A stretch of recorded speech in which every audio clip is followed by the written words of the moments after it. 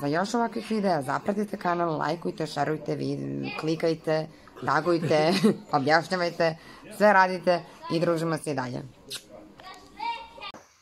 Šta je bilo, žena, šta radiš to?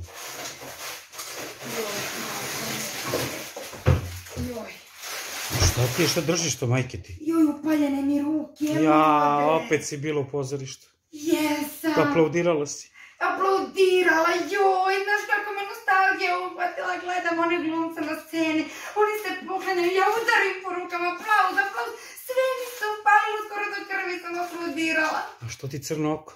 Crno mi oko smetalo, ovi pored mene kažu šta lupaš ko manijak i trnula me malo. Kakav smo mi narod. A što, ne znam, bilo je prelepo.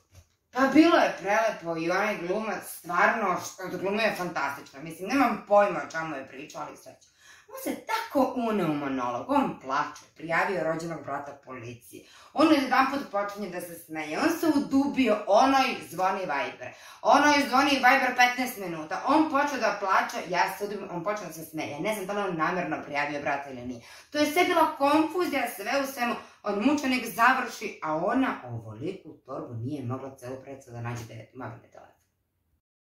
Znaš sam razmišljao, treba da kupim neku garderobu, šta misliš, a? Možeš. Pa koju?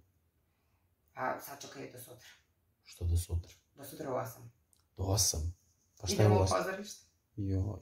Idemo u pozorište, a tamo srećoj možeš da vidiš sve šta se nosi ove jeseni. Verujem. Pa sad ti se prošla puta, ljudi su dolazili u frakovima, u vodskim haljinama. Bilo ona u silođak, se sećaš? Onda ti si imao tada duks. Ti si me nasramotio super. Tad ćeš da vidiš ceo pregled i onda izabereš šta ćeš da kupiš. Pa ti si nosila venčanicu. Ja sam nosila venčanicu jer ja tada nisam imala šta svečano i dovoljno prikladno da obučem, da iskažem poštovanje prema toj predstavi, divnim i omiljenim glumcima i publici. Pa čoveče, došao mi sa frakom pa te zaprosio, bre. Koga osramotio? Naravno da je došao on, zato što se sličnom raduje. Mene čudi kako tebe nije prišao ovaj u silođike.